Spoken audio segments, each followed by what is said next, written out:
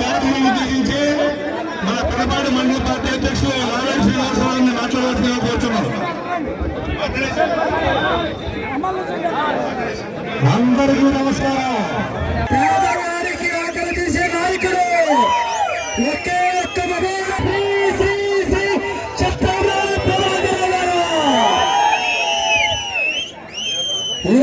సమావేశానికి గౌరవనీయులు కాబోయే ఎమ్మెల్యే ఎంతమంది నాయకులారా, కార్యకర్తలారా, మీరందరూ కూడా ఒకటే గుర్తుపెట్టుకోండి. మనం అందరూ కలుపుకొని రేపు రాబోయే రోజుల్లో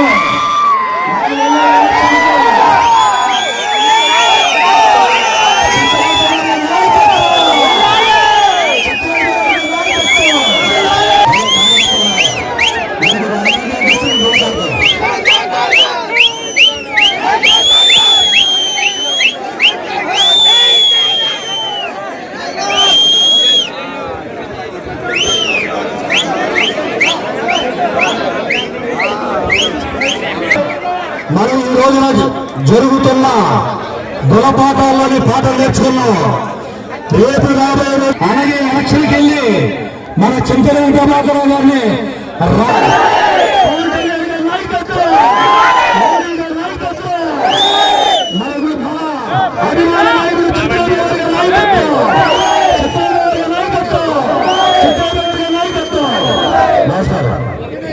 చేసుకుంటాను. మీకు చిన్న చెప్తున్నాను అంటే నిన్న సాయంత్రం నేను సార్ దగ్గరికి మామూలుగా సార్తో మాట్లాడుతుండగా ఆయనకు ఒక ఫోన్ వచ్చింది. ఆ ఫోన్ ఏంటో తెలుసా? మీకు ఎమ్మెల్యే టికెట్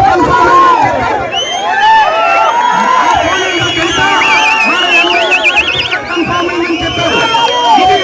ఇది సాక్ష్యం, ఇది నా యొక్క సాక్ష్యం. ఇది జరిగింది కాబట్టి మన ఎమ్మెల్యే గారు 50,000 మెజార్టీతో గెలుస్తారని మీ ఈ మీటింగ్ యొక్క ముఖ్య ఉద్దేశం ప్రజలారా, రేపు 15వ తారీఖు అనగా ఆదివారం నాడు మనందరం కూడా భారీ ఎత్తున మన ఉమ్మడి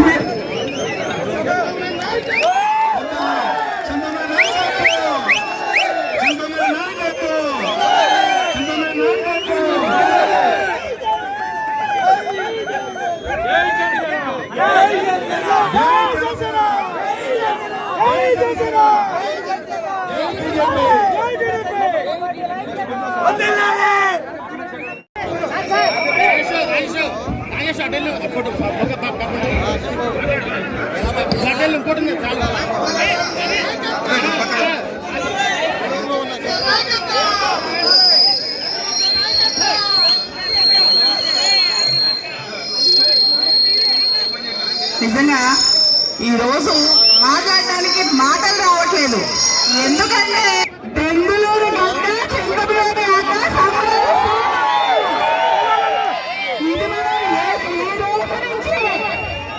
ప్రతి ఒక్కరూ కూడా మన బెంగళూరు కాన్స్టిట్యూన్సీలో చింతమనేని అని లేరు అని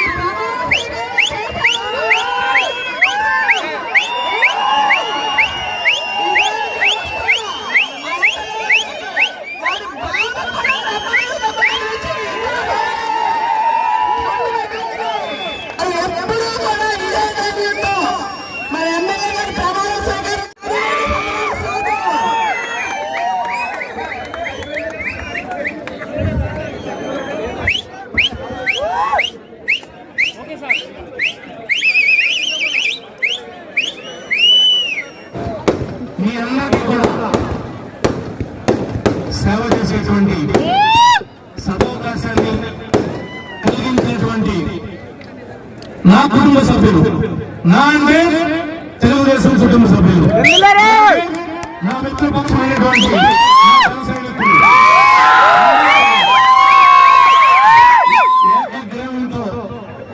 ఏ రకమైనటువంటి మాట పొరపాటు లేకుండా మరి నా ఎన్నుతోటి నన్ను ప్రోత్సహించి ఈనాడు ఎక్కడ మనందరం ఆందోళన పడుతున్నప్పటికీ కూడా ఒక క్రమశిక్షణగా పార్టీ నాయకులుగా కార్యకర్తలుగా ఆ యొక్క ఆందోళనని ఆవేశాన్ని అణిచిపెట్టుకుని మరి మీరు ప్రవర్తించినటువంటి తీరుకి జన్మ జన్మలు కూడా రుణపడి ఉంటాను. ఎంతమంది ఎన్ని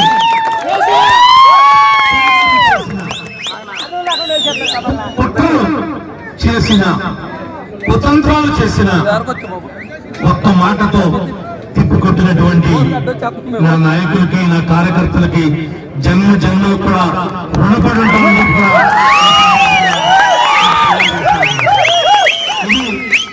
ఈ నియోజకవర్గ ప్రజల యొక్క విజయంగా నేను భావిస్తున్నా. రేపు రాబోయేటువంటి రోజుల్లో జన సైనికులతో కలుపుకుని బీజేపీని కూడా కలుపుకుని గ్రామ గ్రామాన కూడా ప్రతి బూతు ప్రతి ఓటు మనందరికీ కూడా చాలా విలువైంది. ఈనాడు మాట్లాడినటువంటి మాటలకి ఓట్ల రూపంలో మీరు గ్రామాల్లో పోరాటం చేసి మరి మంచి మెజారిటీతో నన్ను శాసనసభకి పంపిస్తారని మనస్ఫూర్తిగా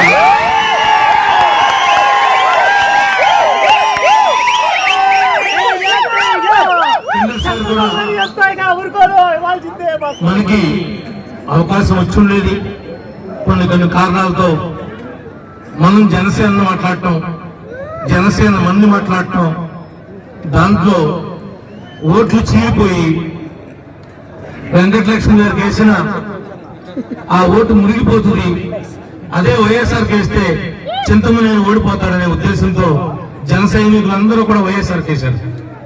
లేకపోతే ఇలాంటి అపజయం మనకు వచ్చిండేది కాదు. గత ఏం జరిగినా రేపు రాబోయే రోజుల్లో మాత్రం మనందరం గ్రామ స్థాయిలో, మండల స్థాయిలో, నియోజకవర్గ స్థాయిలో ఈ రోజు ఏ విధంగా అయితే కలిసి ఉత్సాహాన్ని పంచుకుని ఎలక్షన్లోకి వెళ్తున్నామో, రేపు అధికారం వచ్చినప్పుడు కూడా ఈ వేదిక సాక్షిగా చెప్తున్నా, వాళ్ళు కూడా మన కుటుంబంలో భాగంగానే చూస్తాం.